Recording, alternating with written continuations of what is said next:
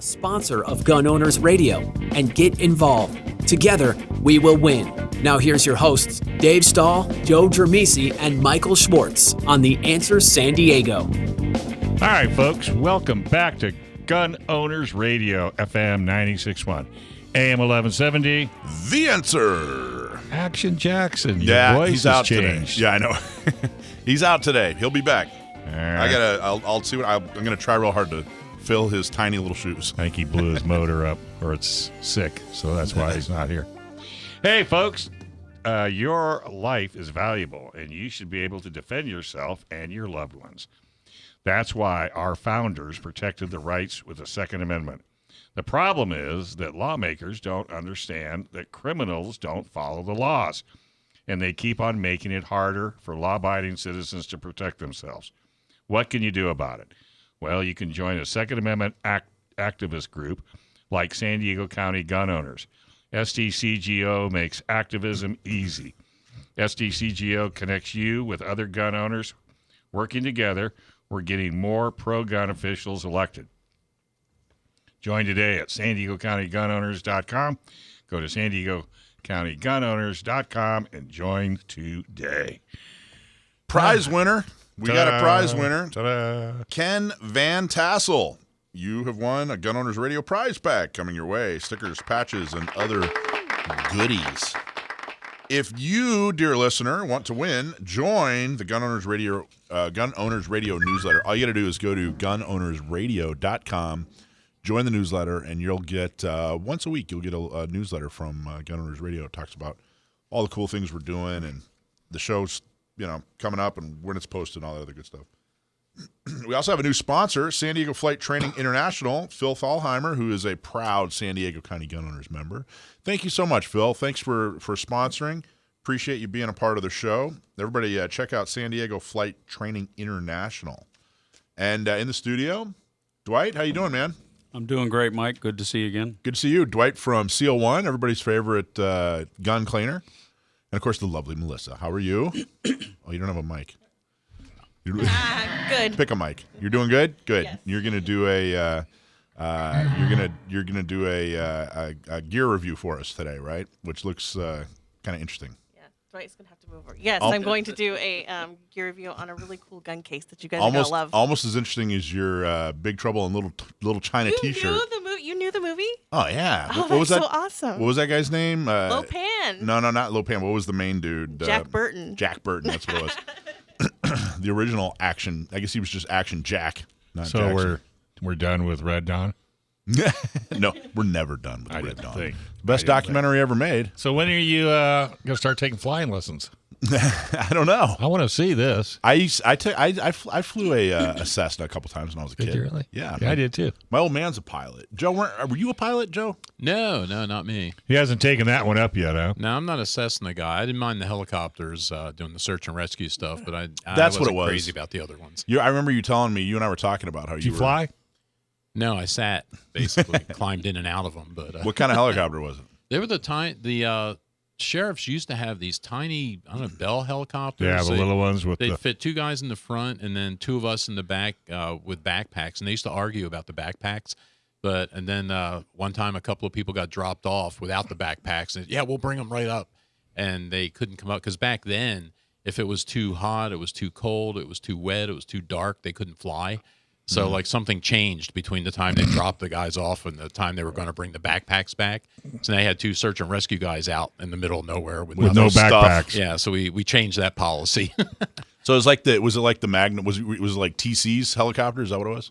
Yeah, probably. It was really tiny. It's interesting because we used to they would fly these things in and they would put the front skids on a boulder and they would hover there. And then you'd have to climb out the door, climb along the skid and climb out onto the boulder.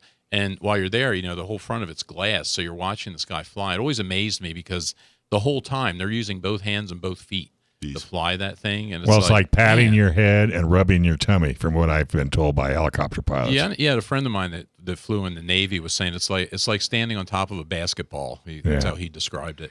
Yeah, it's just crazy. But yeah, I felt much safer in that than I would have felt on the fixed wing spotter planes that they used to use out there. Well, bad news. I confirmed that Denny's has discontinued spaghetti. Oh, you actually found out? What the hell is that? Like, they finally found they had one dish. We've been talking about it for like 6 months. They had one dish that was edible, and they discontinue it. So how did you confirm this? I went to like 3 different Denny's. And you walked in and walked out. Yes. I'm not staying. Say, if we just get him a case of Chef Boyardee, we'll be fine. Oh, is that You'll a never slam? know the difference. Yeah, I was pretty upset. Well, my I still chicken am. fettuccine at Casino Inn has been discontinued. And I go, what? And they go, well, we did a survey, and it was so far down the list. And it's probably one of the best chicken fettuccines I've ever had. Why do they do this? I don't know. And then I'm who else am I mad at? I'm mad at. I'm not really mad at them. It's just Yes, you are. You're disappointed. You know Cold Stone. You guys been to Cold Stone? Oh, yeah. Those are the most arrogant workers. I mean, they like really think. You know what I mean? They're sitting there with their tools making ice cream. yeah. I'm like, come on, guys. You're Well, right. they're not really making ice cream. They're just they're moving just it around slopping a it bit. together. They're not even making ice cream. They're just sitting there with their tools And they're slopping all the goodies into yeah, it. They just have like this attitude. I'm like, really? Come on, guys. It's just ice cream. You know. Anyway. Well, that's just like Starbucks. Don't get me started on Starbucks. Hey, I went to Starbucks one time. First time I ever been to a Starbucks. My wife goes all the time. She has her special cup. She has that. So I said, yeah, I'd like to get a cup of coffee. He said, what do you want? I said, black. He said, go to McDonald's. The Starbucks person said that? Yeah. I go, okay. And I Yeah, turned around and I happily. walked out the door. There was one, it was actually right when it was, 6-7 years ago when I was just starting San Diego County Gun Owners. I was still working for the bank, and I was staying up late getting everything started for San Diego County. So I had all these late nights, is what I'm trying to say. And I don't drink coffee at all. I don't really, there's no caffeine in my diet at all. Like, Right. there's no just don't reason. drink I it. just, there's, maybe a little iced tea now and then. But I was super tired, and I had to get through work, so I was stopping off at this Starbucks on the way and just ordering like, hey, I just need coffee or whatever. I didn't even know what I was doing. I just needed some caffeine. So they hand me this cup, and it said Wyatt on it. And somebody thought my name was Wyatt somehow.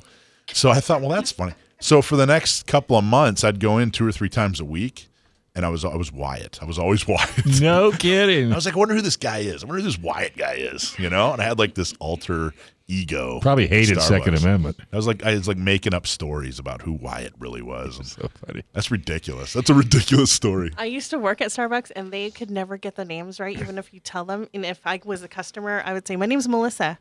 And I come back and look at the cup, and it says, Belissa. I'm like, with a B. Okay, well, nice try. Well, Okay, maybe that's, so from now on, you're Wyatt. yeah, I know. I like that name. Wyatt. It's like Like Wyatt Earp. It was like I was afraid to cry. I didn't want to hurt their feelings. Like whoever in there thought I was Wyatt for 3 months. But I bet you abused the heck out of Denny's. I never had to. They were always nice. No, when you went and told them, I will miss where's my them. spaghetti? No, I just turned around and walked away. It's not their fault. It's not the line's fault. It must not have sold. That's what the deal is usually. Well, I got to tell you, I was definitely keeping up my end of the deal. yeah, every Sunday night. I just went. By the way, I just went to Friday night. I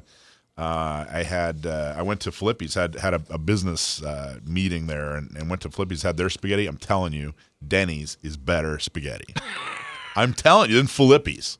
I'm telling you. That's saying something. We sure talk about food a lot on this show. I know. I think because we're always hungry. What time is this? 4:15. We got a lot of cool stuff coming up. We're going to talk to Dwight about SEAL1 and Yeah. a little bit more about Dwight too. I want to talk to Have him you more told about him what you do with his product? We're going to kick off the segment with that and see if he reaches out and smacks me. You'll be smacking him. Someone just asked me about this. We'll on the other side. Settle from SEAL1 next, but first, Hey, if you have legal matters that involve firearms, then you need to call California firearms lawyer John Dillon, especially if you have questions about red flag laws, gun registration, gun transportation, or maybe you just need to know that your guns are California compliant. Call our trusted firearms attorney, John Dillon. John Dillon specializes in California gun laws. Call 760-642-7150, or you can visit his website at dillonlawgp.com. Dwight. Wow. Oh, go Yeah, ahead. go ahead. No, I was just going to say, welcome to the show, Dwight. Yeah, welcome, Dwight. How you doing? I'm doing well. Thank you for being here, and thank you for being such a big supporter of Gun Owners Radio and San Diego County Gun Owners. Really appreciate it. Well, it's our pleasure. It's, kind of close to our heart, Yeah. about what we cover, and just anything firearm related. It's an important issue. Well, and I tell people either your dime or your time, and you guys do both. You actually come and help us with the shooting socials and teach people how to shoot personally, and you sponsors the show and Gun Prom and everything. You guys are absolutely wonderful. I'm really, really a big fan of SEAL1. I use it, and actually someone tell him how you use it. I'm going to tell you how. Yeah. Yes, I wanted to hear this. Oh, you're gonna just Someone just asked me about this on I don't know where we were. Was it a shooting social? But one of the members came up and said, "Hey, do you really?" And he described how I use it. Here's how I use it. I don't know if it's a big deal or not. You tell me. I on my Glock, I take the paste and I take a brush and I scrub the heck out of it, inside and out. Take a lot of paste and just scrub, like every little nook and cranny, and now it's covered in paste. And then I take my Glock and I run it in the sink under the hottest water I can get, and it washes everything off perfectly. And then there's just, it's not like a film, but it's clean and it's kind of dry lubricated, and it's perfect. It works perfectly because all the hot water just kind of gets rid of the SEAL1 perfectly. Now, it might not talk to me. You got a smile on your face. you haven't heard this one before, have you? And then I just shake off the Glock, dry it off a little bit, and it's good to go.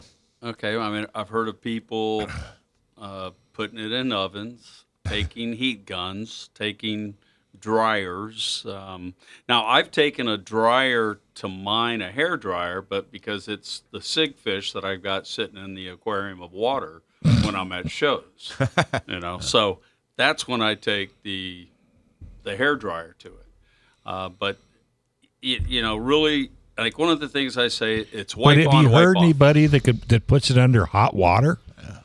Muzzle loader There you go. folks have, Which is- but that's it's like a Glock. with muzzle loader black powder shooters. Yeah. They've taken their whole firearm into the showers with them to clean it and all. And Okay, I don't feel so bad See now. that? I'm just old school. That's all. You need a muzzle loader. I've been told I need a muzzle at times. Wow, I wasn't going to say that. But it's interesting how versatile your product is, because I'm sure you hear stories all the time on how people use it. Yes. Like they don't bother reading the instructions, they just come up with their own. A lot of those, and so it's I've heard a lot of different things, and we've had a couple where people call in and say, it's not doing exactly what you said. And I was like, okay, well, tell me what you're doing. And then of course they come back and they say, well, I take my solvent, and I said, okay, right there, stop. You don't need to use any other product.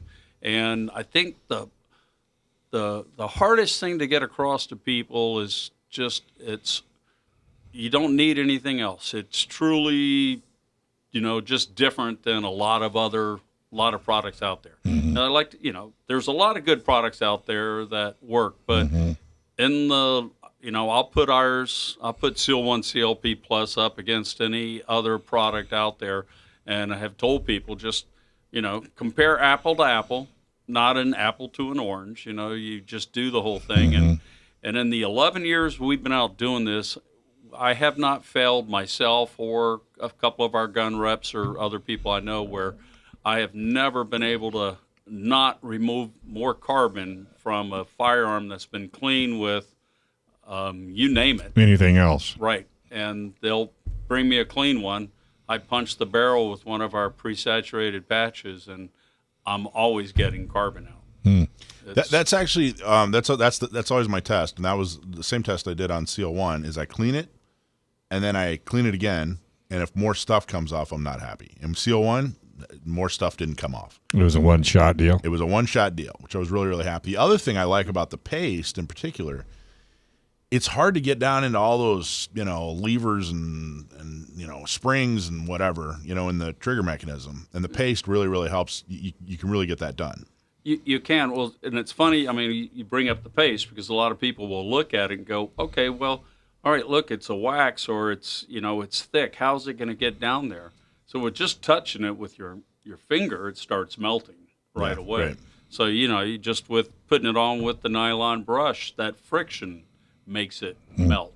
So it's, it takes, as I always tell everybody, it takes 3 cleanings. So it's a clean shoot process, like seasoning a cast iron skillet that will, once that's broken in, then it really, you don't need to do anything else. And you'll notice that your cleaning is just easier each time. And people come up and say, well, what if I'm at the range and my gun starts drying out and I've got to put some lube on it?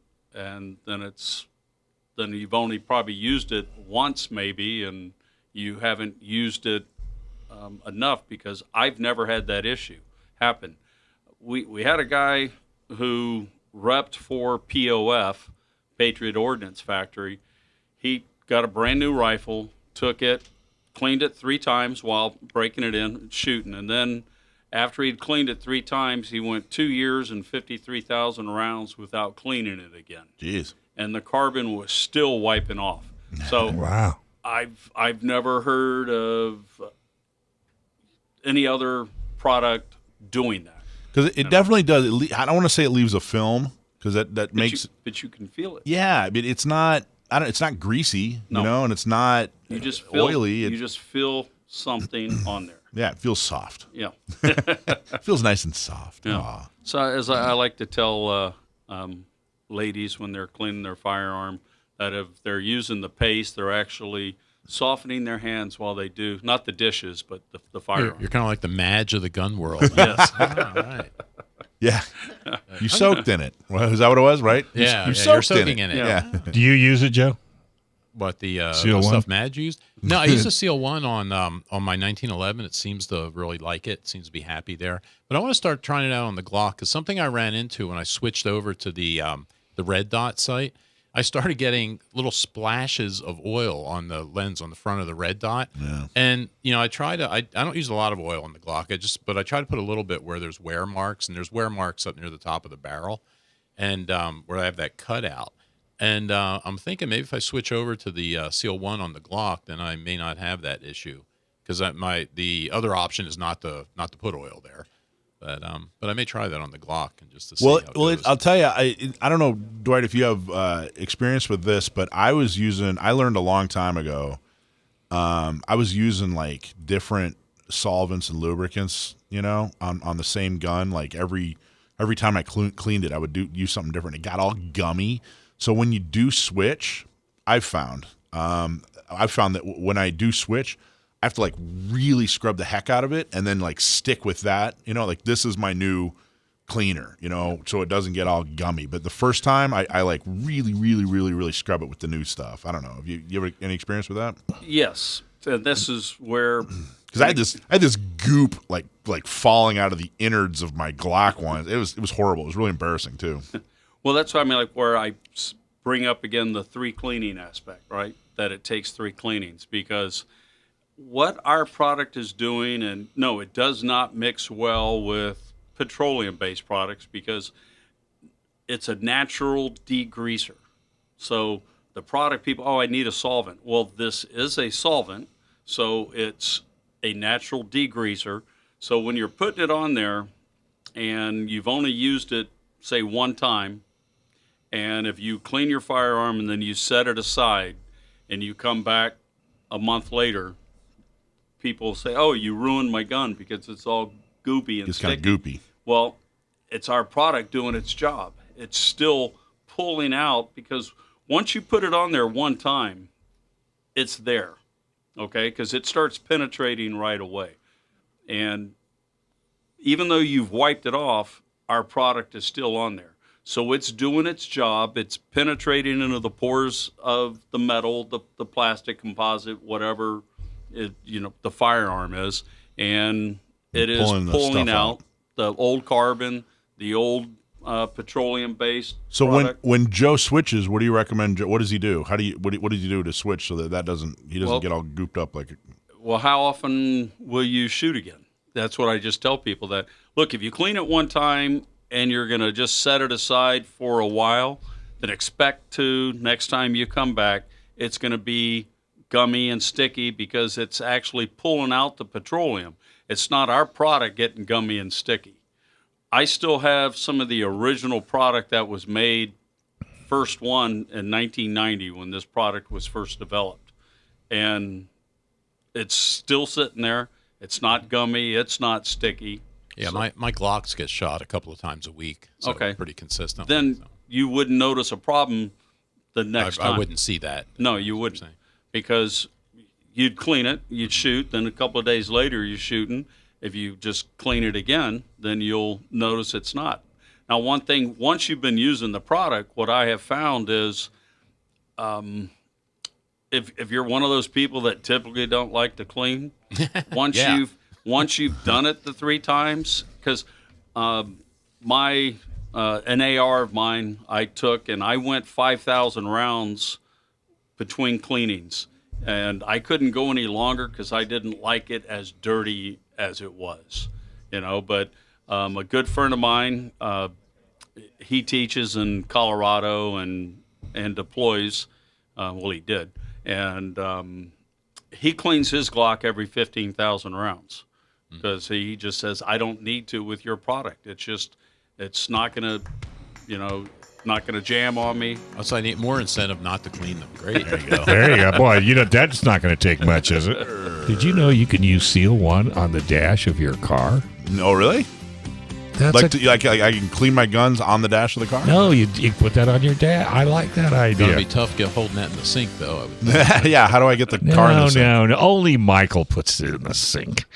Of course, we do have somebody that puts it in the crock pot, but we won't even go there. Hey, is getting your pilot's license on your bucket list? Well, make that dream come true at San Diego Flight Training International. We are so excited to welcome San Diego Flight Training International as a new sponsor. You can learn to fly, start the adventure of a lifetime. You can learn to fly in the heart of San Diego, right there at Montgomery Field. Getting started is easy as giving them a call at 858-569-1822. You can learn to fly with SDFTI. Call them today, 858-569-1822. And you can probably go on a flight with Mike because he's going to do that. Well, I don't know, maybe. You'd look good in an airplane. You think so? I think so. Yeah, I flew a Cessna 172 when I was a kid. So did in I. Florida. And it could say San Diego County gun owners down the side. I do or get the The tail, the tail flaggy from, thingy in the back. from There you go. like on the beach. Dwight, are you a pilot? Did you ever fly? I've flown, but I'm not a pilot. I've never landed. Never landed. You probably jumped out of a few aircraft, haven't you? A couple of thousand. Yeah, Oh, a couple thousand. Yes. So, what did you do in a previous life? Who was your previous He employer? rode in a really bad airline. That's what he did. No, there's no such thing as a perfectly good airplane. This is what I would tell all pilots. So I just practice. Jumping out. Yes. I in the Navy, I spent a couple of tours on the Navy parachute team. Nice. So I was, What's the Navy parachuting out of? you name it. I've jumped out of hot air Thought balloons. you were in boats. I was in submarines, so we didn't have to jump. You didn't have to parachute out That of was the a submarine? weird parachute out of a submarine. No, that's down the torpedo tube, right? No, actually, we had escape trunks. The problem is, whenever you're submerged, you're way too deep to use the escape trunk. They used to call them mom things or something. It was for Congress and mom. We have escape trunks. We can't really use them, but yeah, they're there. Well, we use them. We used them in the teams. As a SEAL. But we did that on purpose, though. I mean, Yes. if we Yeah. we used to bring you in and drop you off, and go kill something and come back, we'll pick you up. Yes. But We'll pick you with up. us, I mean, if we crashed on the bottom or something, assuming we didn't crush, Yeah. Yeah, you weren't we were going. probably too deep. You weren't to coming go back out. up, right? Yeah. What was the rescue? Oh, the DSRVs. DSRVs. Yeah. Hopefully they could get Yeah, to. they if, can come if down. it's not, That'll work. Yeah. Yeah. No. So, how long were you in the Navy, Dwight? 20 years, 4 months, and 19 days. Yeah, approximately. 3 hours, 13 minutes, and 9 seconds. What took you into the Navy? Getting away from home, Oh, really? Where was home? Houston. Why'd you want to get away from Houston? Because there's no water. You look like a guy from Houston. I got to tell you look like a guy from Houston. You're like 7 feet tall and about 7 feet wide. And you look like a guy from Houston. That's a compliment, by the way. No, it just made me. My sisters always said I had Fred Flintstone feet. So, Welcome to that club. Yeah. So why did you want to leave? Why did you want to get away from home? Houston seems like a nice place to grow up. It was just probably okay. My mom. Okay, all right. Get away from mom. All right. Yeah. Why'd you pick the Navy? Because I was going to go to Texas A&M, but that was only 90 miles away, and I really felt like I needed to get a little further. So I joined the Navy to come in for 4 years. Yeah, I was going to say, because I would imagine, because I did the same thing, but I joined the Army, because you're not putting me on a boat with 3,000 guys. Sorry. Yeah. So I joined the Army, and I was only going to go in for 3 years, and I stayed for 3 years because they lied to me. But that's another story. Well, I actually had a recruiter who didn't lie. He actually took care of me. Wow. And I always say the Navy was the best mistake I ever made. Bingo. And I say the same thing, even though I didn't get what I wanted. I had one that lied twice, but yeah, we just had a show on our first hour, and it's like ROTC but juniors, and I had two girls in. One was a commander, and the other one was, and these are young kids. They were they're in high school, and it has totally corrected their mindset on life. yeah. Yeah. Well, I was very fortunate because I knew nothing about SEAL Team, never heard of it. I knew about the Navy Frogmen from the movie, Richard Widmark, James Garner. And you had those little rubber guys. Yeah.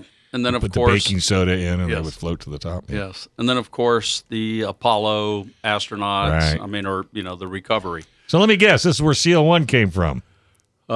Correct. It wasn't my name. I didn't come up with it. Old business partner, he and his wife did, and it took me about a week to agree to use the name. Well, what did you? Wait a minute, though. So you went into the Navy. What did you go into the Navy to do? Like, how do you end up on the SEAL teams? Like that seems like. How did that happen? Well, I was fortunate that when I told my recruiter, I said, "Look, I don't want to get greasy. I don't want to." I said I want to travel as much as I can in the 4 years. I want to see as much of the world I can. So he was like, all right, go become an OS because they're the first on the ship. I mean, they're the first off the ship, first on the ship, or first on, last off. First off, last on. Sorry, I And knew what's I'd get it. OS? There we go. What's OS? Operations specialist. Okay. And they work in the Combat Information Center. It's a dark air-conditioned room on the ship, and it's plotting where the ship's going. Oh. And, Did you learn how to write backwards? yes, I did. Yes. Why would you write backwards? Because So tell them. because in the Combat Information Center, you'd have like the windows, and you would have to write so that the people could read it. So And you'd have people to on the write other side backwards. could read it. Yes. I gotcha. Can you still do it? It's been 40 some odd years since I did that. I bet you still could. So you're doing that. When did you get introduced to being a SEAL? How did that happen? What they call 2-1 day. Second week, first day, they took us to start learning about physical training. And before we ever did any PT or anything, that's where they recruited for the teams. And they showed the film that I like to call Someone Stupid. They called it Someone Special, but I can call it Someone Stupid. And it showed guys scuba diving, skydiving, blowing things up, shooting, and I was just, And I how wanna old do were that. you? And how old were you? I was 19. Yeah. So that would be something you wouldn't want to do, right? No, not at all. And what year was this? This was 1978. Oh, really? Holy cow! So I mean, SEALs they hadn't been around too long by then. Well, they'd been around since 1962. The SEALs, the Frogmen started in '43, which came from the Scouts and Raiders, Naval Combat Demolition Units, and it all started because of Tarawa. The first landings in Guadalcanal and all, when the landing craft were coming up on the beach, they hit. It looked like about 30 feet from the beach, and the the Marines would go running out, and it was a sandbar, and then next thing you know, there's 6 feet of water there. Everybody's underwater with all their packs, and they were drowning. So they were, okay, we got to find out a way how to... We got to fix this. And... So what was it like being a SEAL for 20? You were a SEAL in the 80s and 90s. What was it like being? It's pre 9/11. Yep. And then what do you feel things have changed post 9/11? What was it like being a SEAL in the 80s and 90s? Man, it was awesome. I'm blowing stuff up. I traveled the world drinking beer. You know, as I was just telling somebody, it was the teams. I'm a natural rebel at heart, and the teams was a way where I could be a rebel with structured environment. Yeah, and that's interesting. It was, we would meet first thing in the morning, 7:30, quarters. You do the roll call and all that. That's what quarters is. You'd quarter for muster, and our uniform was our PT gear. My first day checking into the team, I came out and I'm looking at guys. They're in flip-flops. Some have shirts on, and this is in November. And tennis shoes. Some have the covers. Some don't. I'm just going, man, this looks awesome. So, there's a lot of did you work with Jesse Ventura? Jesse had already gotten out, and his name was Jim Janos, and his brother was in the teams, Jan That's right. Janos. Yeah. And Jesse was at a UDT team, and so my first team was UDT 12, so that's the underwater demolition teams.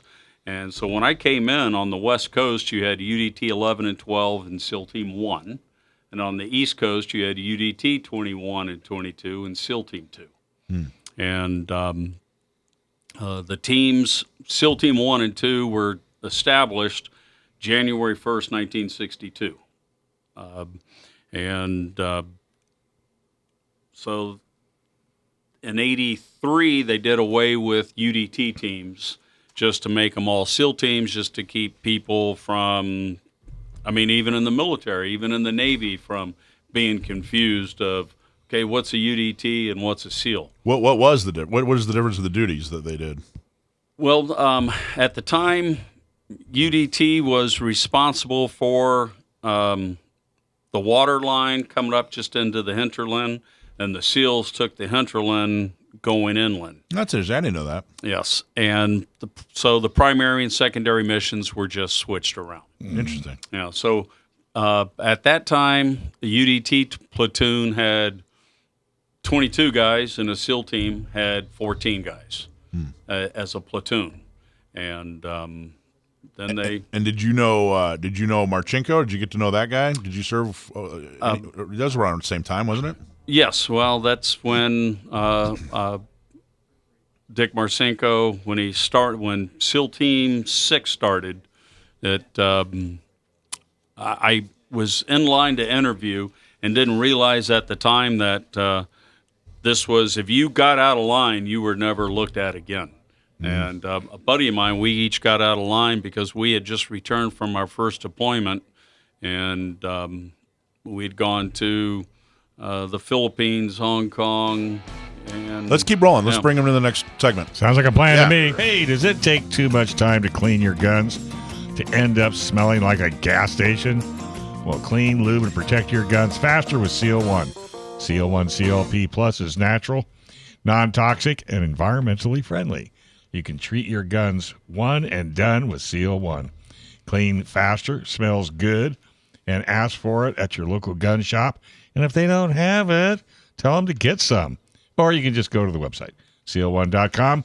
That's SEAL1.com. In fact, we have the man in the house who's part of SEAL1, and we've been talking more about his military career. Then we have his product, but we did a whole segment on the product, but it's kind of interesting where you're going with this. So you were saying that in the 80s you knew who Marchenko was, yes, and he was the guy that started SEAL Team 6, and at the time they had SEAL Team 1 and 2. 1 was West Coast, 2 was East Coast. And then from interviews with him, he said he called it 6 to confuse the Russians because he wanted them to think there were more teams than just the 3, right? Isn't Correct. that the story? Yeah, it was to make it, wait a minute, we only know of 1 and 2, and now there's a 6. Why?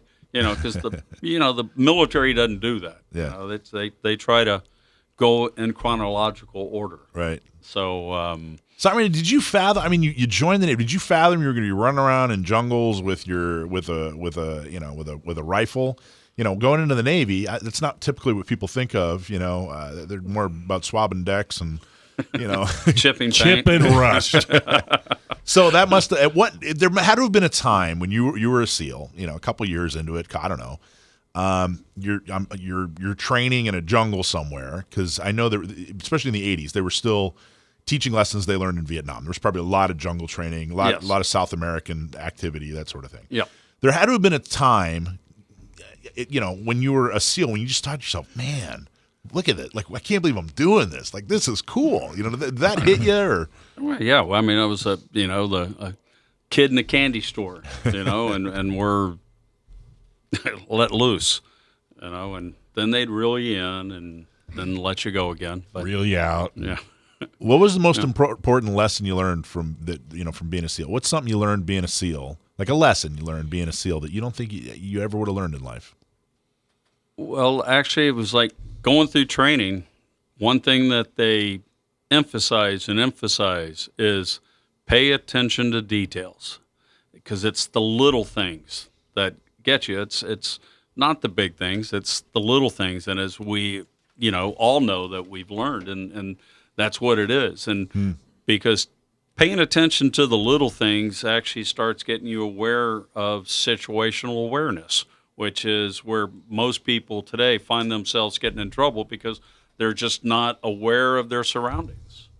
And so anything you're doing in life, it's just pay attention to what you're doing. And So when you go to Denny's, you make sure your back is against the wall, not facing the door. I try to do that wherever I go. It's You know what that's all about? Yeah, oh yeah. Well, it's a big. That's a bigger cop thing than it's a military thing. Yeah, Isn't it? I think it's most of the guys in the military, special forces and SEAL teams.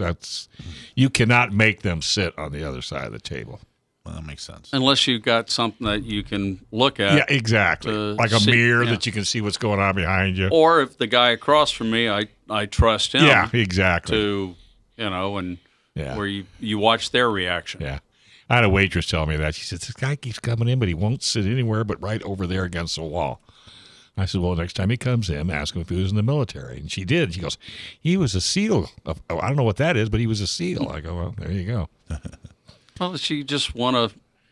You don't want to get into a room, or when you walk in, you're looking for avenues of escape, Exactly. or avenues of where you could be attacked from. Exactly. Bottom line. Yeah. Now, you got out in 98, right?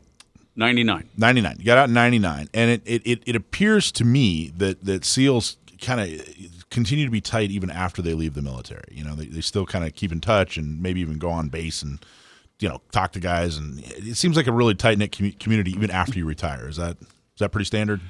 Yes. When you go through training, everybody in your class is, especially your swim buddy and all, you got really close with, and you just rely on each other.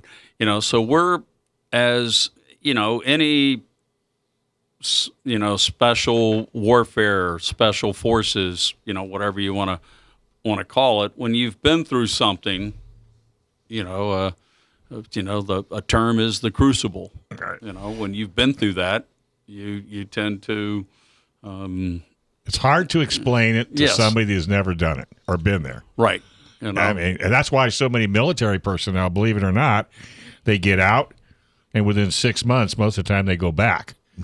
Because when they get out, that camaraderie, that taking care of it's gone. Did you miss it when you got out? Yes, but when I got out, I was chief of the Navy parachute team when I retired, and when I got out, there was a few of us that were retiring at the same time. We started our own parachute team. So it was made up of team guys, so we would still see each other and still go out and do stuff. Because as we, said in the teams, we were, high speed, low drag, and when I got out, it went, low speed, high drag, and I got out and I sold life insurance and just, I learned some stuff, but I needed a job though that I could leave on the weekends, and you needed a little adrenaline. I needed and the you don't adrenaline. get that selling insurance. I'm sorry. No. Was it? I mean, being a SEAL, was it an adrenaline? Were you an adrenaline junkie? Did it really?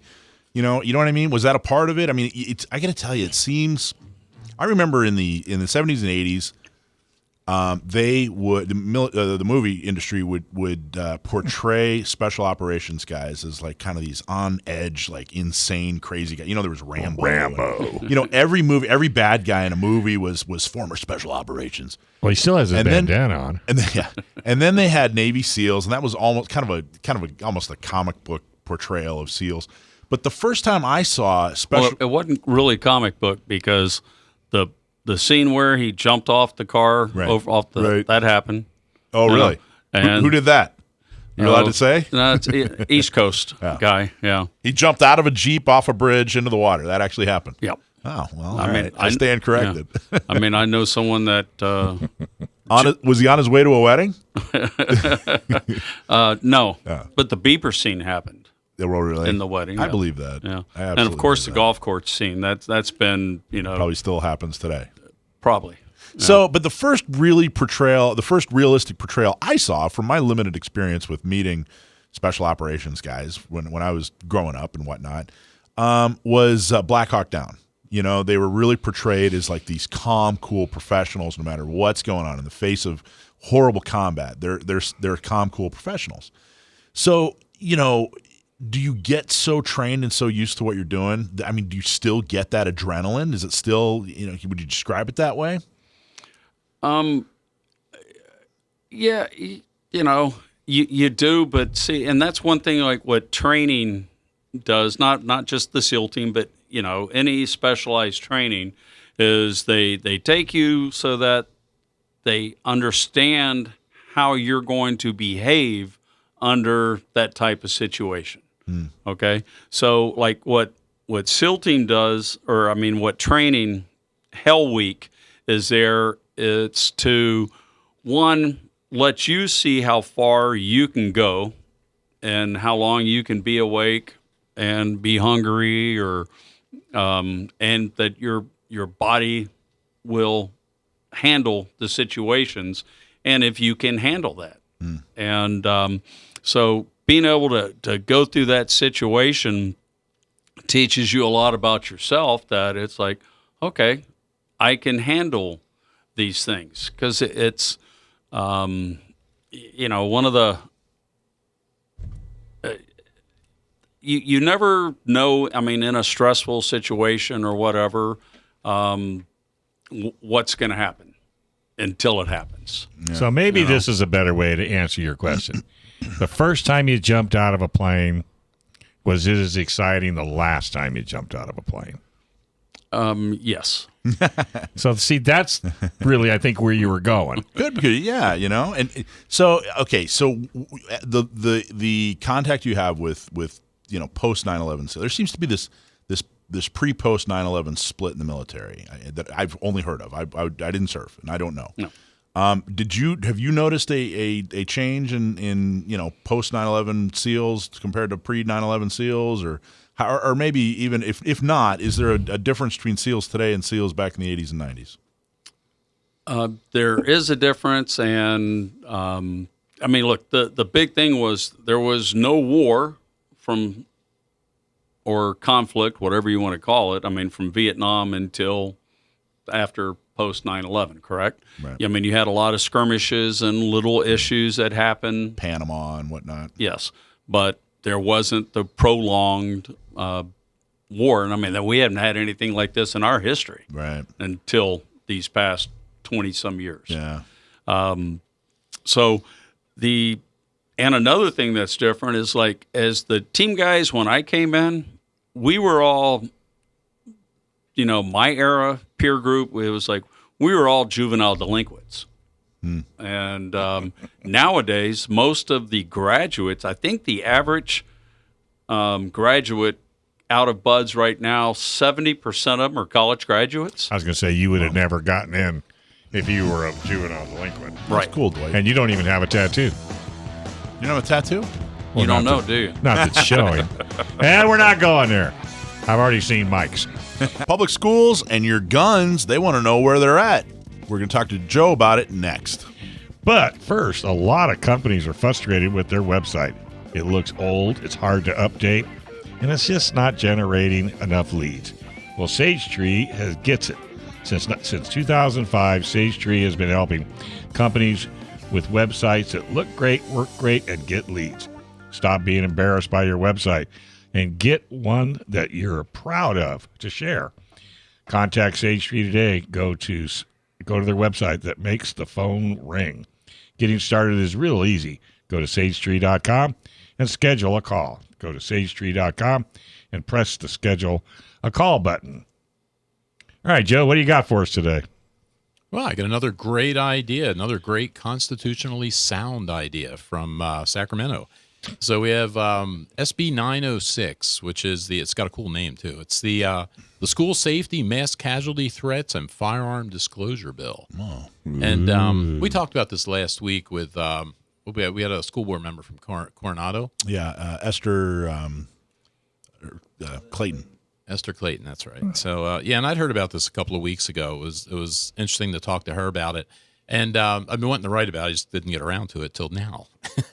But what this bill is essentially is it wants to make a change to the ed code in California to require parents to have to disclose to the schools their firearms ownership, I guess, status. So do they own firearms? If so, where do they store them? How do they store them?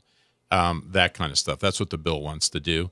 And this bill is brought to you by State Senator Anthony Portantino.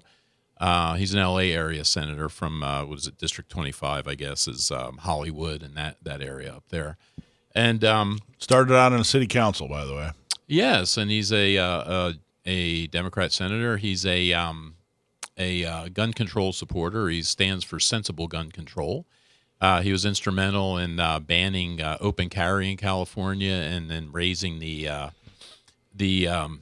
required age to 21 to buy firearms. So, probably not a Second Amendment guy, although I would imagine he says he is.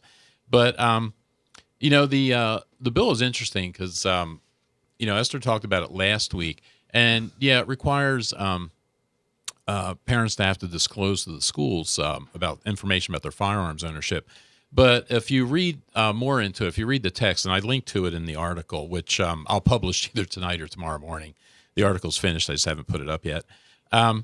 But what they want to do is they want to require school districts to include a box on the enrollment form that the parent's supposed to check, indicating whether or not they own guns. And so you want to have that on there. And then the other thing they're requiring the schools to do is to put out an annual notification to parents about the safe storage laws and the dangers, I guess, to not storing your guns correctly. And it's interesting because it's another. I mean, there's already a million ways to do that. Everybody's concerned about trying to do something to, stop school shootings and this and that. And, realistically, there's a ton of laws on the books. The other realistic thing is, yes, as tragic as those things are when they happen, there's no way to stop all of that stuff. And they seem like they happen a lot, but realistically, if you keep it in context and you think about the number of adults and the number of children that are in schools every day all across this country, and then compare that to the number of unfortunate, incidents like that where someone gets shot, It's really not as prevalent as you would think it is, and we already do a pretty good job of doing things to stop that. This law would do nothing to do that. What this law does is open up another opportunity for abuse, basically, is what it is. It's another way to intimidate parents. If you're a parent, we saw a lot of this over the last 2 years. I think one of the consequences of the COVID stuff that went on for the last 2 years is parents actually got to see what was going on in schools. I think prior to that, a lot of people are working, a lot of households, both parents work, and they're not really right on top of exactly what's happening at school. With COVID, it forced a lot of parents to be working from home. It forced the kids to be going to school from home. And I think parents were starting to overhear what's actually going on in schools. And a lot of parents didn't agree with that. And we saw that with all the issues at all the school board meetings all across the country last year, especially in Virginia, but it was happening in a lot of places where parents were going and they were speaking up about these policies. And what they ran into was very defensive, very resistant school board members. And there was even a point where the DOJ and the Attorney General for the current administration was being urged to declare these parents domestic terrorists, and they were threatening them with the FBI. And I think they actually did have the FBI start to look into things like that. And this is the environment that we're in nowadays. And by disclosing gun ownership, that's just another way to intimidate, to quiet down parents like that may disagree with you. Because if you look at some of the things here with disclosing the gun ownership, I mean, there's really no reason for the schools to have that information.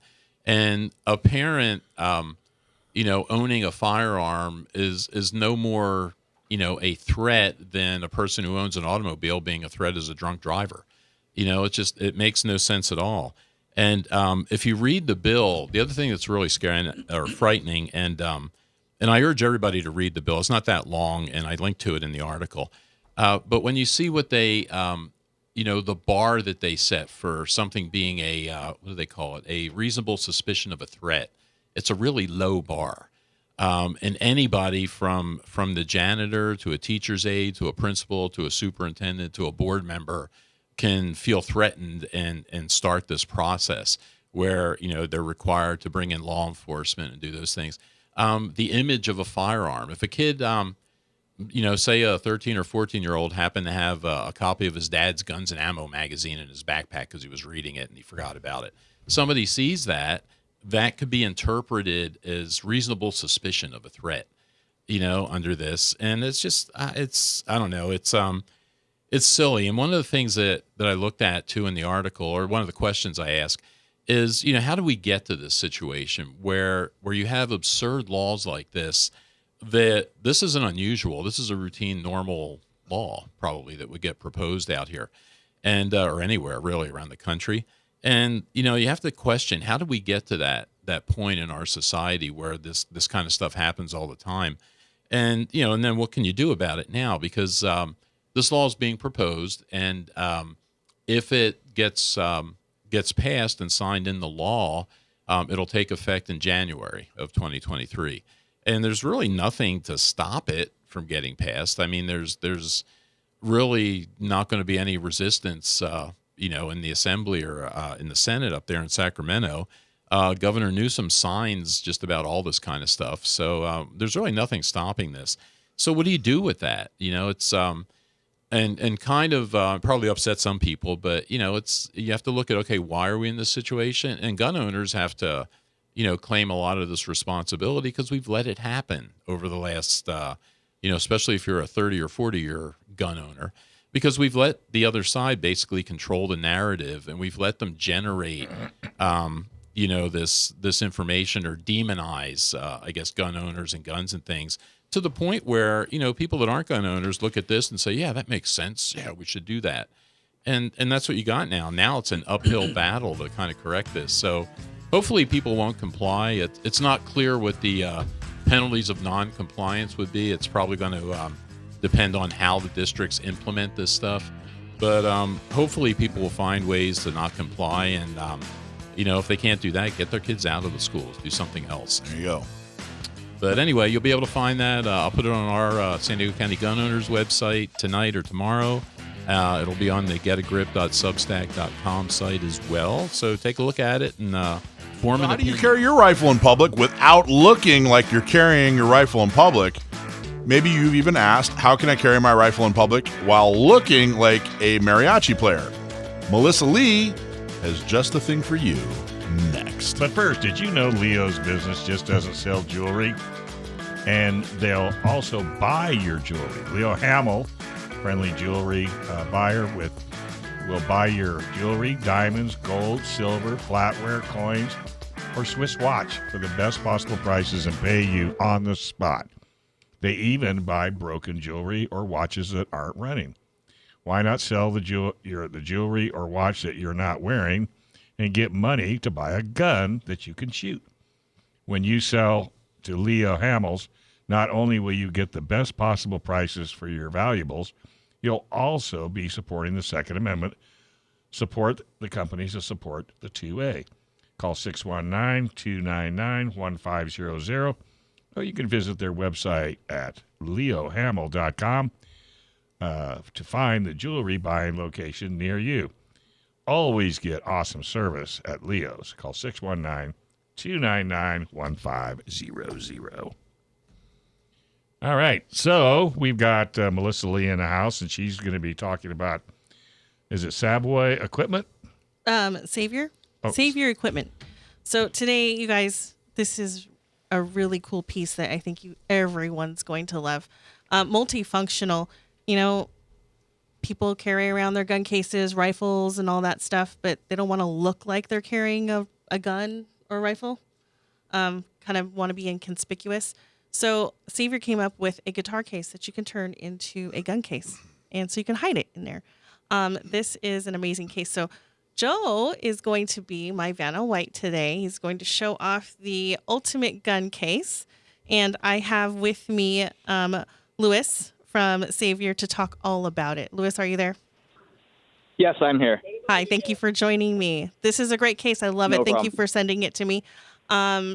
Tell us more about Savior. How did you guys come about? And how did you guys come up with this case? Yeah, so we pretty much started as pretty much just a bunch of gun enthusiasts. We felt that we wanted to develop a product that was not only affordable but also a quality product that can be accessible to everybody. So anybody that's a new gun purchaser, your weekend shooter, your competitor, military, law enforcement, and pretty much anybody can get their hands on our products. And we felt that the only way to make it viable in today's market is to make it affordable. So that's our key motto: is quality products and an affordable price. This is a very affordable case. You guys, this is only $199.99. And I would get your hands on one of these for like Father's Day gifts, or heck, I would love this for Mother's Day gift even. Because Melissa gets shut down on YouTube for putting guns on. I can't put a gun in this case. I'm sorry, I can't show you guys how it looks. But I did put in my camera equipment, and it fits everything beautifully. However, here's the one thing I do have about the case. It took me 2 days and 2 hours of trimming to get this case, cut out, or the foam cut out. It was a pain in the butt, and I did get that hot knife you did tell me to get. So first I used a regular knife, and then I used a bread knife. I didn't have an electric knife, like a turkey cutter kind of knife. And then I contacted you, and you said get a hot knife, so I did. And that just didn't work all that great. So I had to just shove it down, the hot knife down, and then pick it up and then shove it down again. It just couldn't cut through it. So it's like a Mona Lisa right now. It looks great, guys, right now. But if you get up close, the foam is jacked up.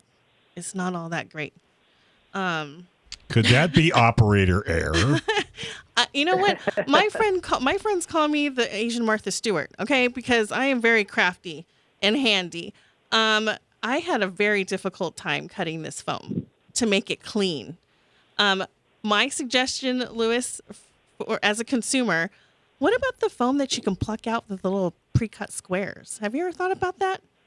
Yeah, so we're actually thinking about that because for me, I am part of customer experience. So anything related to product development, product issues, everything pretty much passes through me. So, I have, received a lot of feedback about the difficulties about cutting the foam. With the hot knife, it just depends which one you're getting. I'm not sure which one you got, but it does take a bit of patience. You have to kind of run through the foam pretty slowly, make sure that you're able to kind of burn it and move along the trace lines that you made. But we are looking at, developing something that will fit like your normal, like say like AR-15, AK-47, if you want to add like a pistol in there, most conventional pistols, your Glock 1911s, things of that nature. But the purpose of that case is to allow you to customize it to how you want it to be. So that's why we sell replacement foam. So it sounds like you might be in the market for a replacement foam I am piece. so in the market for replacement foam. However, you are sold out. Let me tell everybody that it does come with 3 thick foam layers. So essentially, you can like cut it for an AR-15 and then lift up a layer and then have that layer cut for something else. And then you can just interchange, your foam with whatever you're carrying. Correct. However, Melissa messed up 2 layers of foam. So I only had 1 layer left to like actually work with. And I made it happen, but all the rest of my layers are junk underneath. So, Don't worry, you're not the first, and you won't be the last. So we'll be working on something like that. It's in early stages of development because we have a lot of other projects that we're working on right now. But yeah, no, we'll hear you loud and clear, and yes, that's something that we'll be offering. But yeah, like in your situation, camera equipment. I think I mentioned to you via email that you are probably the first person I've encountered that is using this for camera equipment. I mean, I'm showing you that it could be used for different purposes. So that's a great thing. Correct. I did want to mention these, the clips or the closures, they're spring loaded. They're nice to open. It doesn't take any effort. I don't have to put all my weight on it just to close it. It's spring loaded and it pops right open. They're so nice. And the wheels are nice and smooth like luggage. It's awesome. I love it. Yeah. So I'm happy you love it. We designed that case for ease of use. So a lot of our stuff is very modular and we really try to keep it simple. So, me personally, I travel a lot, across the country. So, whenever we are bringing demo equipment, we use our guitar cases. So the guitar cases are TSA approved. There are lockable latches, as you can see on the case. So you won't have any issues running it through airport security. But for the most part, it's something that you don't have to lug on your back, especially if it's fully loaded. You can just wheel it around the airport. And the best, and I would say the most important aspect of this case is the covert features, because when people see a guitar case, they're not going to think that you have a gun inside.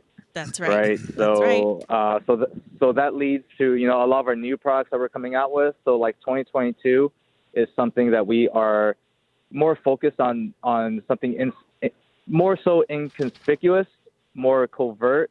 So we just recently released a tennis bag. Yeah, the tennis bag. It looks exactly like a tennis bag, but it's completely modular, and it can fit, 1 rifle, 2 rifles if you want to. Comes with, all the attachments included. So, pistol holster, mag pouches, battery holder for your optics. That's another case that, we have been getting a lot of great feedback on. And we also are slated to release our violin case. So think about the guitar case, but in a smaller version. So, Can't wait to if get you that have violin anything, case. yeah, so that's another one that's been really, really, on people's radars, especially after SHOT Show and some of our social media posts.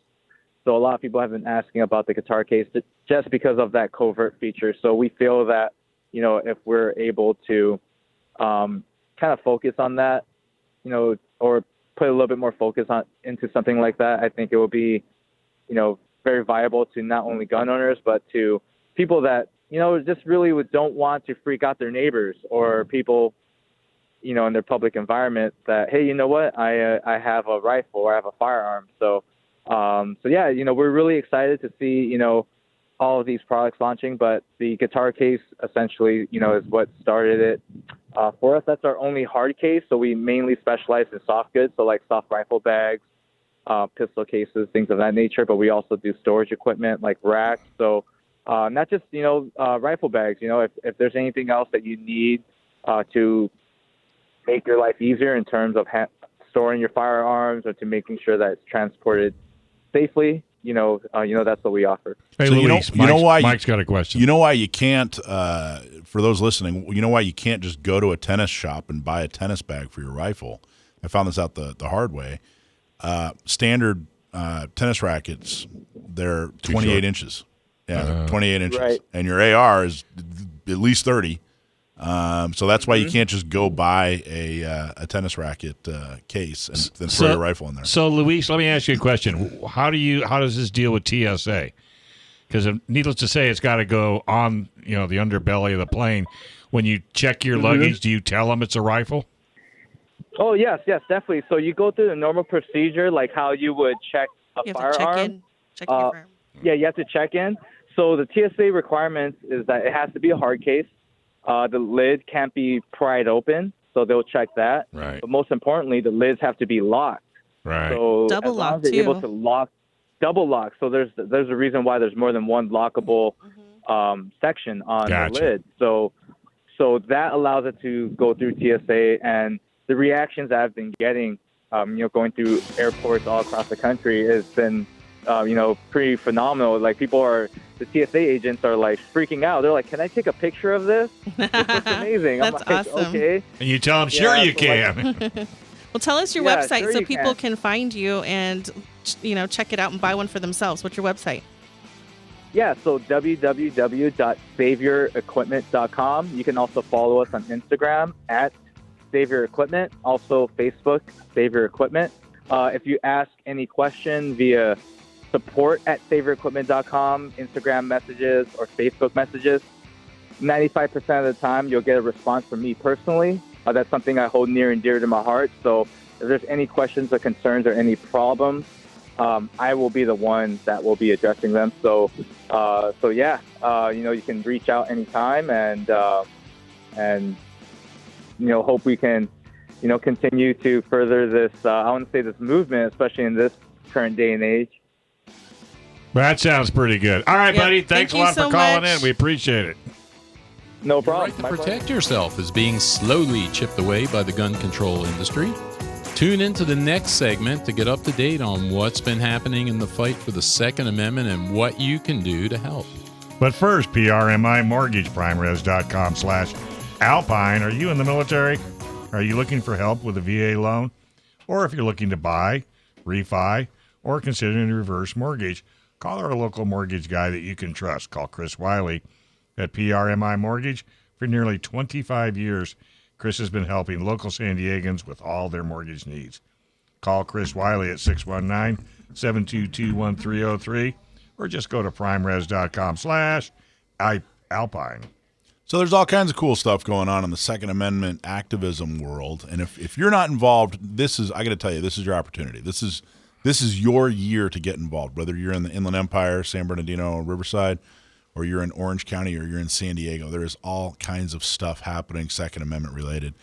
And I think it's easy to get discouraged and focus on the bad because there's a lot of bad coming down the pipe. It seems like every year they Joe just talked about some horrible bill that's being introduced, and it's almost like they're running out of stupid ideas. They're having to really struggle to come up with new stupid ideas. No. They will never run out of ideas. You see how goofy they are right now? Oh, I know. They must sit in a room and say, okay, what are we going to come up next? Yeah, well, they tried to earlier in the year. The ghost gun thing was a big, that was their big pejorative, but there really is a lot of good things. There are a lot of good things happening. All for counties have a strong sheriff, a strong CCW sheriff that's been endorsed. Orange County endorsed Don Barnes. He really helped kick off the Orange County, especially helped kick off the CCW thing in Southern California. And he's a bit of a convert. Don wasn't always pro issue, and but he saw the light and listened to the people, especially the sheriff that served before him. And in his whole term, he's been extremely pro CCW and extremely worthy of our support. And no one's even running against him. That's how strong a candidate he is. But for someone to be that strong, pro CCW and still, be such a strong candidate is in and of itself a victory. Now, people kind of, Orange County, that's, the ultimate conservative stronghold. Not anymore. It's not really like that anymore. There's a lot of elected anti-gun folks in Orange County. They're having just as much a struggle as anywhere else right now. So for them to have such a strong CCW candidate for sheriff, that means a lot of really great things. In Inland Empire and Riverside, Bianco, everybody's favorite. I got to tell you, I really love that guy. He's an extremely strong candidate. Just had a fundraiser. Inland Empire Gun Owners was there. Carla and Mike Talley were there at his fundraiser. He had 1,000 people at his fundraiser. The sheriff had 1,000 people at his fundraiser. It's huge. And he was happy to stop and talk with Inland Empire. He's a very, very strong Second Amendment guy. He's issued over 10,000 CCWs in just the first 3 years that he was in office, which is really, really fantastic. I think it's even more than that, but it was like I think it was like the first 2 years he'd issued 10,000, wasn't it, Joe? Do you remember that? No, I don't remember quite the numbers there, but yeah, I'll go with your memory. And then Dicus up in San Bernardino has taken over for McMahon, and that's another strong situation. There's a lot of really good things happening. And why is this important? Well, it's cool because you can get your CCW now. It's cool so you can protect yourself. But this is a fairly quick cultural change that's happening. You're having tens of thousands of people that are walking around with a concealed firearm. These are sane, trained, law-abiding gun owners that are walking around with a firearm like it's normal, because it is in the rest of the country. That is turning into a cultural change. That's huge. And, San Diego went from 1,100 to we're over 6,000 now. And just 6278, I think, is the number right now. And the March numbers will be out here probably this week or next week. And they're approving what, like 200 a month? Yeah. They're not approving. They're issuing 200 a month. They're approving more than 200 a month. They're issuing 200 a month. That's huge. But what's interesting, and I think I'm going to write about this. Have Joe do it. What's interesting is there are two fairly major races in San Diego where the Democrats are pro-gun and the Republican is anti-gun. And they're fairly major. This isn't like dog catcher. This is fairly major race. Of course, everybody thinks of Democrats as being anti-gun, which they've earned that reputation. And they think of Republicans as being pro-gun, which they have not earned that reputation. And to be honest with you, they're just not Democrats. So people... and which are those races, just for our listeners? So the two major races, let's start with the less major of the two, is Chula Vista Mayor. Now, Chula Vista is a town of, 250,000 people, something like that.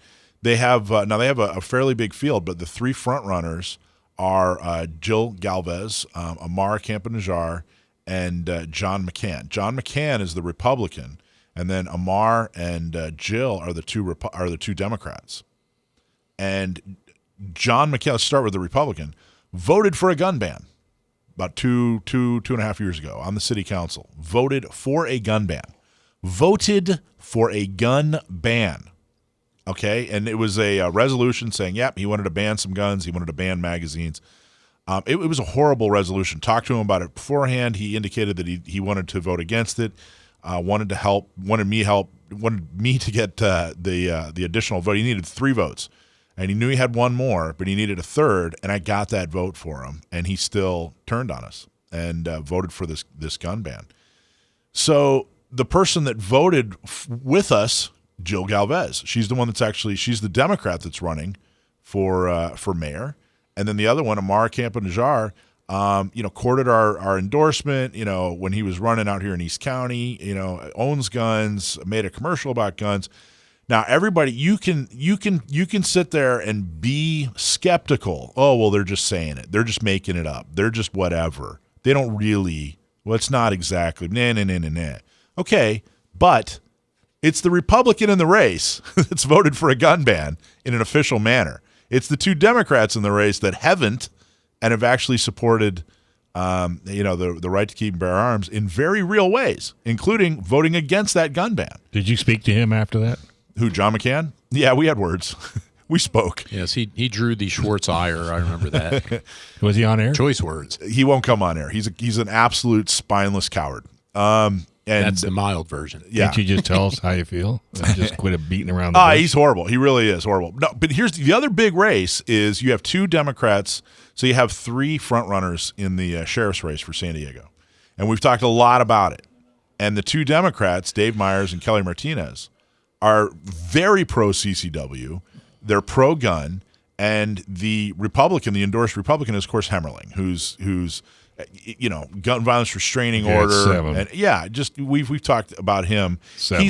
He's so bad, okay? He's so bad that two more candidates who are Republicans have jumped into the sheriff's race. That's how bad he is. They basically met him, heard him talk, and said, all right, we got to do something. One of them is a CHP officer, career CHP officer. His name's Jonathan Peck, really good dude. Another one's named Chuck Battle. He was a career deputy, sheriff's deputy. Both good men, both fantastic good men, and they jumped in. They don't have a chance, unfortunately. I'm sorry. Talked to them both on the phone at length, and you cannot raise enough money and get the word out quick enough jumping into the race this late in the game. Well, that truck driver did it back east. Yeah, well, you're right. It happens. $200. Miracles happen. But it's unfortunate. But that's how bad the Republican candidate is. So that's the majorist race in San Diego. Everybody votes for sheriff. You have two pro-gun Democrats against one endorsed anti-gun Republican. And he's endorsed by the Republicans? Endorsed by the Republican Party. They Wow. they screwed over the San Diego County gun owners in order to endorse him.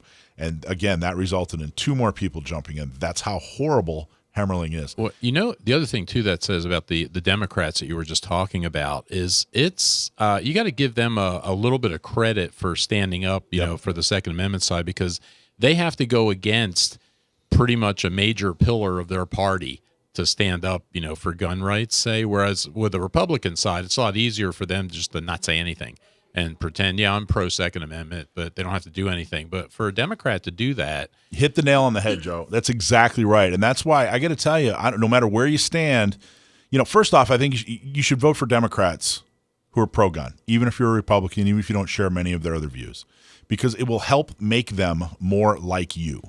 It will help make them more like you if you vote for Democrats based on who are standing up and saying, "Yep, I'm pro-gun."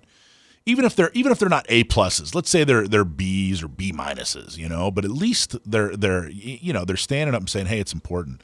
But if you absolutely can't bring yourself for whatever reason, I got to tell you, Kelly Martinez is such a good candidate. She's been in the department for over 30 years. She has a ton of experience. Very level-headed, very, middle of the road.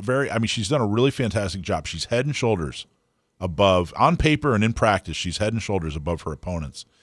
And if your principles don't allow you to vote for somebody who's such an outstanding candidate, because she's a Democrat, I would suggest it's time to reevaluate your principles, because she's so good. If you absolutely can, if you're so committed to Team R that you can't vote for somebody that's so good on Team D, I would recommend it's time to maybe reevaluate your principles. But at the very least,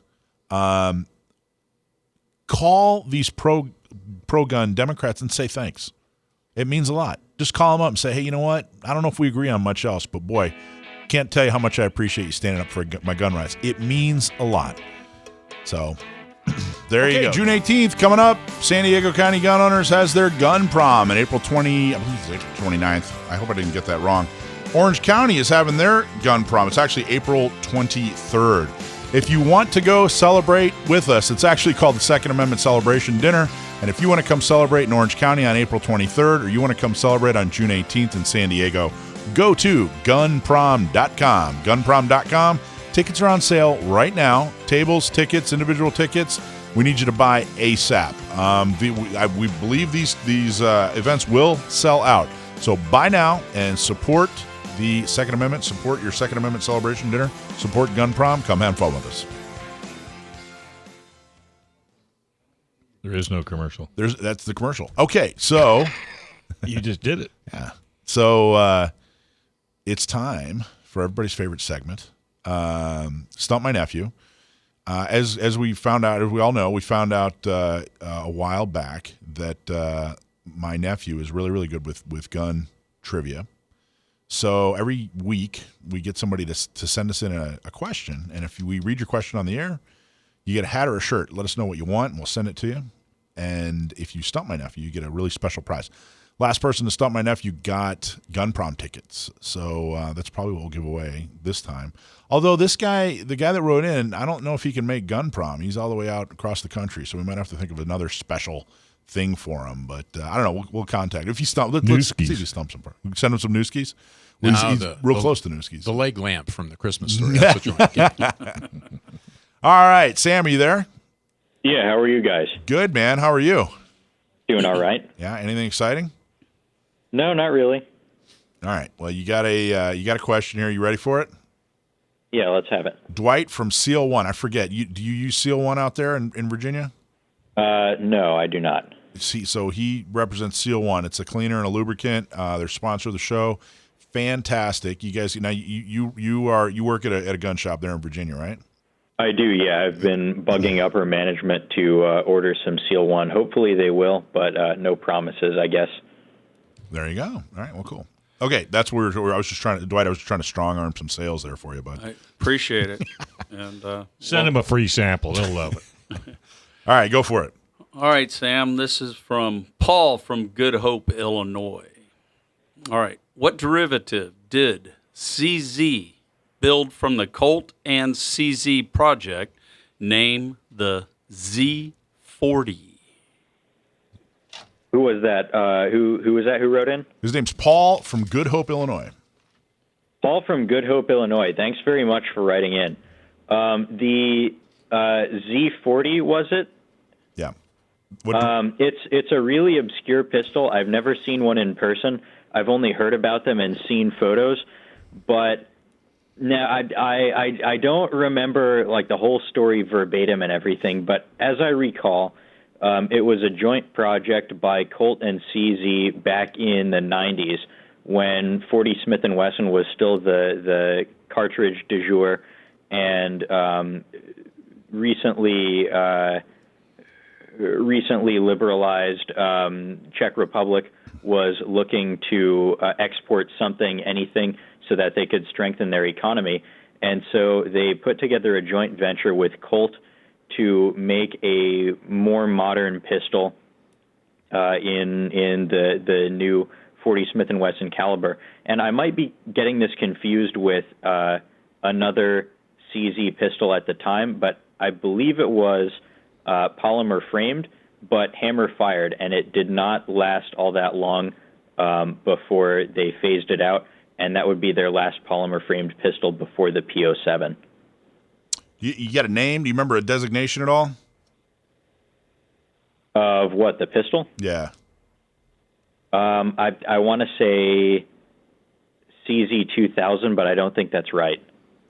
Yeah, he didn't give a whole lot of information. I'm going to read it here. The CZ2075 Rami, R-A-M-I. Does that sound familiar? Oh, yeah, I know about those. That's a little, it's a cut-down CZ75. It's basically the same as a CZ75B, but it's got a 10+1 capacity and like a 3-inch barrel. Well, he says that's what this is, designed by Radek Hauerland and Milan Trugujla. I can't say that last name. But I guess the Rami, R-A-M-I, is the first two letters of each designer's name. R-A is Radek, and M-I is Milan. Or I guess that's how you say that. And it was produced, like you said, 40 Smith & Wesson and 9mm back in the day when 40 was still, what did you say, the round du jour? Yeah. I don't know if I'm going to give that to you. Did you get that one right? No, I don't think I got it right because I was thinking of a different CZ pistol from that time period. I think so. So we're going to have to figure out something cool for Paul. Paul, if you're listening from Good Hope, Illinois, and you want to come out to San Diego's gun prom, we'll get you a couple free tickets. If not, we'll figure out something else special for you. But I appreciate you listening. And Good Hope, Illinois, maybe we'll get, like Dave says, we should get you some Newskis. And Absolutely. You're right down the street there from the Newskis factory there, so maybe we'll just have you some Newskis shipped there to you there, guy.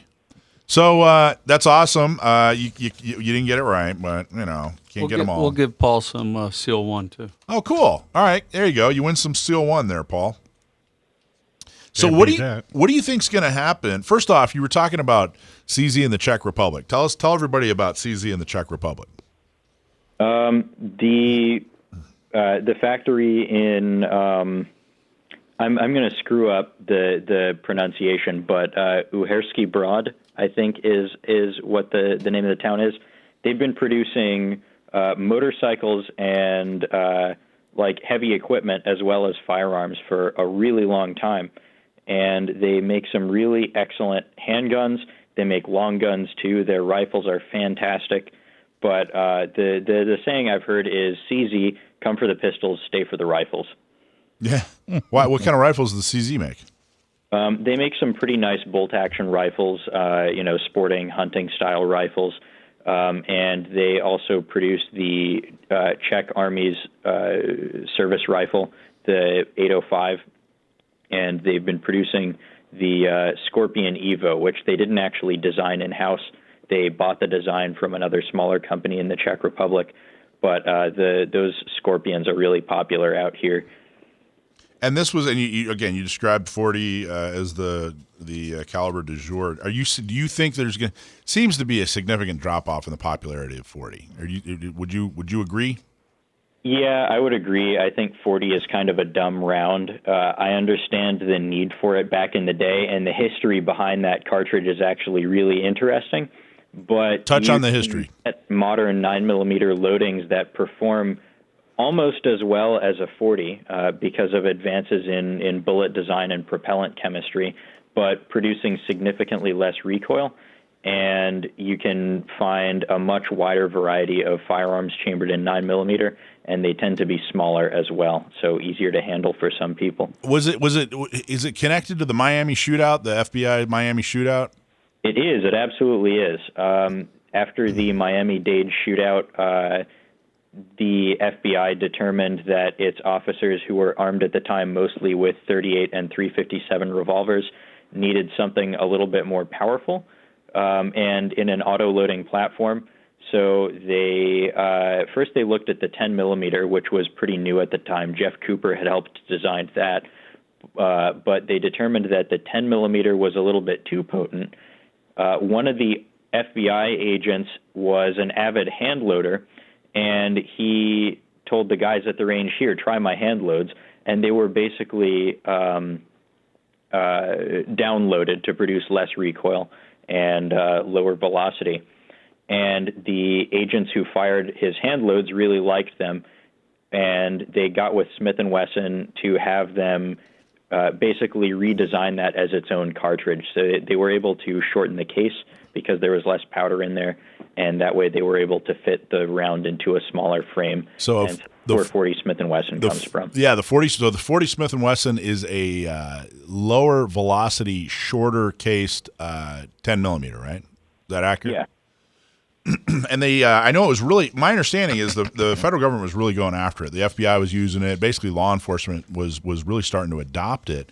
And then it sounds like the death of it was 9/11, that a lot of the federal guys went overseas and they weren't compatible with the military, which were, using 9mm, and they started switching out. And that seemed to kind of be the beginning of the end of 40. Am I making that up? Am I remembering that okay?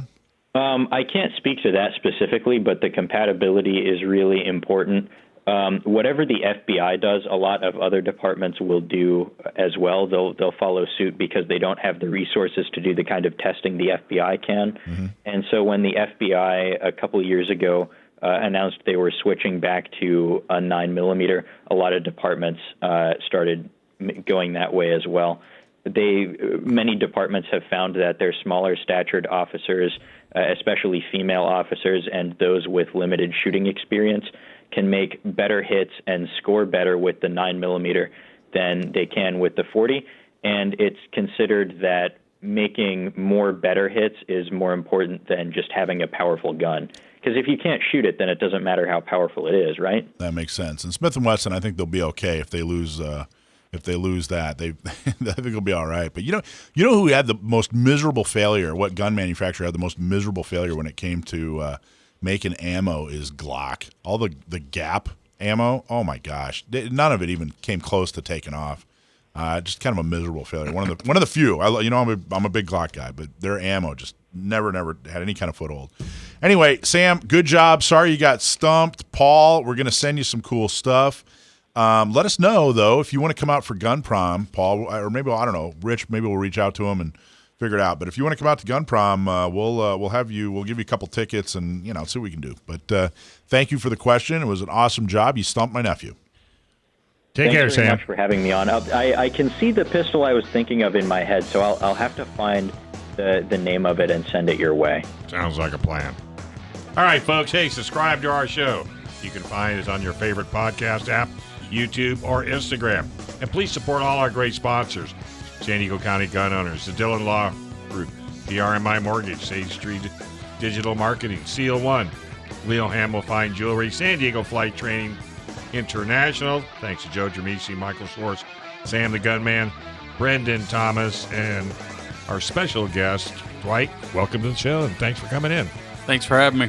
All right, this is Gun Owners Radio, FM 96.1, AM 1170. The Answer.